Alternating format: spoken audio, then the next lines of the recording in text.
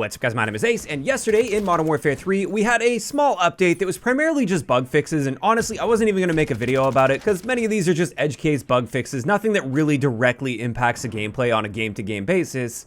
However, one of those exploits that they apparently fixed with yesterday's update was with the COR-45. They mentioned they address an exploit allowing a faster fire rate than intended using non-standard input methods.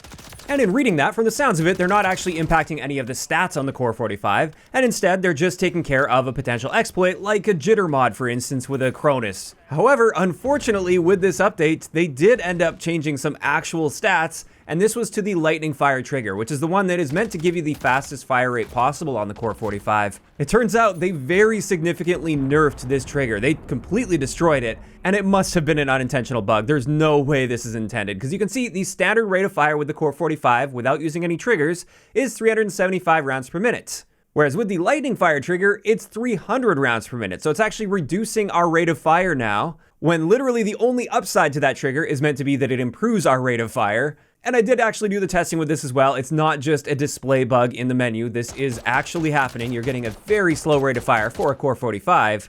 And as a result, they have completely destroyed the lightning fire trigger on the COR-45. And now our best bet is going to be that heavy match trigger, which will give us a rate of fire of 545.5 rounds per minute, which is not bad, and for many people, that's more than enough. For a lot of people, they're not even capable of getting a higher rate of fire with a semi-auto than that. However, for players like myself that have quite a good trigger finger, this is really unfortunate that they've destroyed the lightning fire trigger, since 545 rounds per minute is a bit on the slow side to really be able to take advantage of a solid trigger finger. Now, I'm not saying I could consistently hit the fire rate cap of the lightning fire trigger previously, but at the very least, it didn't feel like it was slowing me down, and it really allowed me to take full advantage of my trigger finger, and that's one of the reasons I love the COR-45 so much. So this is unfortunate. If you still want to use the COR-45, you can just swap over to that heavy match trigger, and you'll still have a decent gun on your hands. And like I said, I think this was totally unintentional.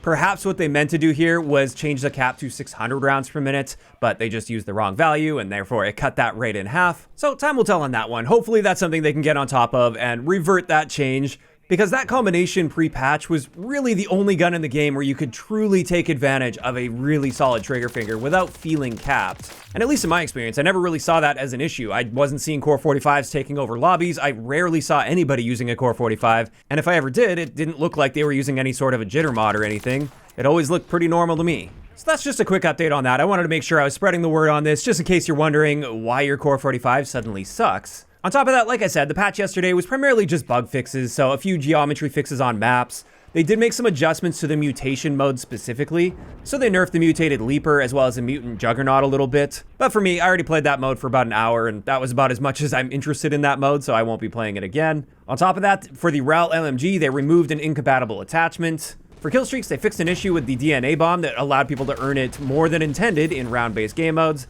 And then with the missile drone, they just improved the flight path to prevent obstruction on emergency.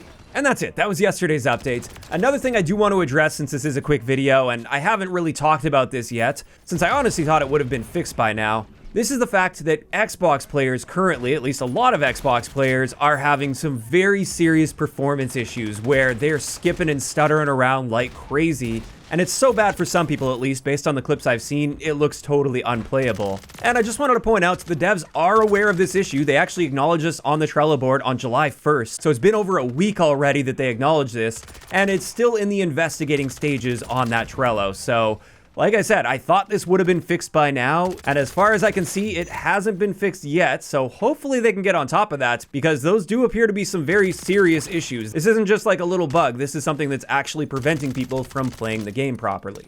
And I would say this is extra important for them to get on top of, due to the fact that it appears Modern Warfare 3 is going to be added to Game Pass as early as later this month. Now, at the time of recording this video, this is based on a leak from Insider Gaming, although in that leak, they also mentioned that we may be finding out about this officially as early as today, so maybe by the time this video is live, this will be official information and not just a leak.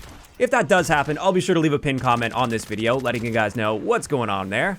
But it looks like Modern Warfare 3 may be added to Game Pass, And it would be kind of strange for them to do that if the game is practically unplayable on Xbox, because it's going to be a lot of Xbox players that will be coming to check out Modern Warfare 3 for the first time. And if they run into the current experience that Xbox players are running into, then I don't think they'll ever touch the game again. But there we go. That's going to wrap it up for today's quick update video with Modern Warfare 3. It is also worth noting the brand new Jack Gunslinger kit for the Basilisk pistol that is now live in Modern Warfare 3 in the weekly challenges, and I'll be aiming to have my full breakdown of that out for tomorrow. And with that, I'm curious to hear from you guys in those comments down below. First off, what do you guys think about the fact that they destroyed the lightning trigger on the COR-45? Do you agree with me? Do you think that's probably just a bug and they didn't mean to do that? And also, I'm really curious to hear from the Xbox players out there. What has your experience been like since the launch of Season 4 Reloaded? Have you been experiencing those extreme performance issues where you're basically watching a slideshow trying to play the game? Or have any of you been able to play the game just fine on Xbox? I am curious to know what the experience is like on that end of things, since I don't play on Xbox at all, and therefore I don't have any first-hand experience with this. If you enjoyed this one, a like rating is always appreciated, and don't forget to subscribe for more if you haven't already. I'll talk to you guys next time.